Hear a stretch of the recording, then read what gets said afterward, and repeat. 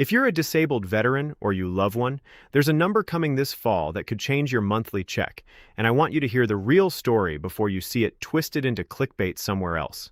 Today, I'm breaking down three things: what's actually been projected for your 2027 VA compensation, exactly when the real number gets locked in, and the one mistake veterans make every single year around this time that costs them money.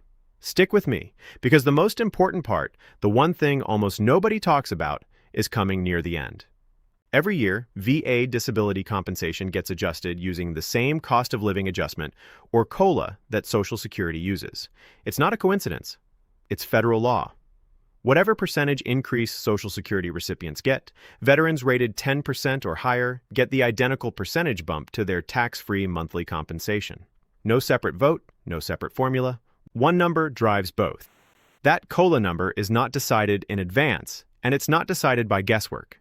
It comes from something called the CPI-W, the Consumer Price Index, for urban wage earners and clerical workers. The Social Security Administration takes the average of that index across July, August, and September, compares it to the year before, and that comparison becomes the COLA. Which means, as of right now, the official 2027 number literally cannot exist yet, because September's data hasn't even been collected. Anyone telling you the 2027 raise is confirmed this summer is getting ahead of the facts.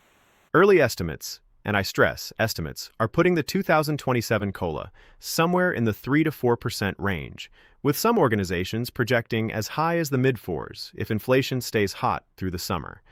For comparison, the 2026 COLA that veterans are receiving right now came in at 2.8%. If the 2027 number lands anywhere near these early projections, it would be a noticeably bigger raise than last year. But, and this matters, these estimates move. They've already shifted a few tenths of a point in recent months as new inflation data rolled in, and they'll keep shifting until the real number is locked in. The Social Security Administration typically announces the official COLA in mid-October. Once that number is public, the VA applies it automatically. The new rate takes effect December 1st, but because VA compensation is paid a month behind, you won't actually see the higher deposit until your January payment. So even in the best case, nobody is getting a bigger check before the new year. This COLA increase applies to veterans with a service-connected disability rating of 10% or higher. It also applies to veterans on individual unemployability, sometimes called TDIU, who are paid at the 100% rate. And it extends to survivors receiving dependency and indemnity compensation, along with certain clothing allowances tied to disability. What it does not do is create new eligibility. If you're not currently rated, a COLA doesn't change that. It only increases the payment for benefits you already qualify for. Say you're a veteran rated 70% disabled, and you've been meaning to file a claim because your condition has gotten worse over the past year. Some folks wait, thinking, I'll just deal with it after the COLA hits in January.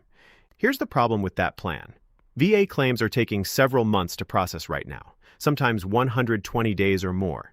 If you wait until January to file, you could be waiting until spring or summer just for a decision, and that's before any back pay catches up. Filing earlier doesn't cost you the COLA. The adjustment still applies to whatever your final rating turns out to be, but delaying the claim itself only delays your money. Before I go further, if you're finding this useful, take a second to hit like and subscribe. It genuinely helps this channel keep putting out clear, no-nonsense breakdowns of veteran and retiree benefits instead of the recycled scare headlines you see everywhere else. Now, back to what you need to know. A veteran currently rated 100% with no dependents is receiving right now just under $3,940 a month. If the COLA lands near the middle of current projections, that could mean somewhere around an extra $130 to $150 a month, pushing the check into the low 4,000s. A veteran rated 70% is currently around $1,800 a month, which under similar projections could rise by roughly $60 to $80. I want to be very clear. These are illustrations based on early estimates, not official figures. Your actual increase will depend entirely on the real COLA announced in October, applied to your specific rating and dependent status. Some veterans believe they need to contact the VA, file paperwork, or apply for the COLA increase. This is completely automatic. If you have an active disability rating, the system updates your payment on its own. Nobody at VA is going to call you asking to verify your information to release a bigger check. And if someone does call claiming that, hang up.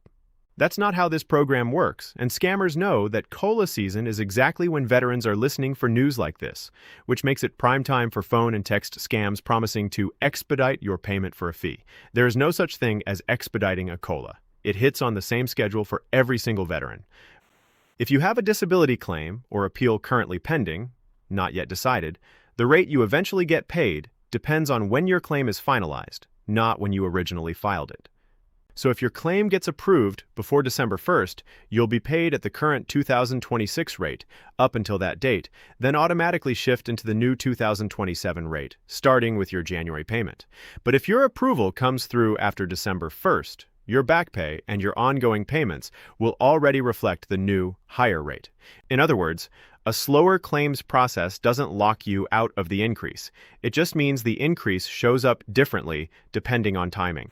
Now here's the piece I promised you, the one most people watching videos like this never hear, because most channels stop at "here's your new number."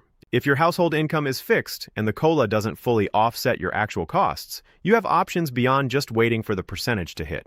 If your medical condition has genuinely worsened since your last rating decision, that's grounds for a claim for an increased rating, completely separate from the annual COLA.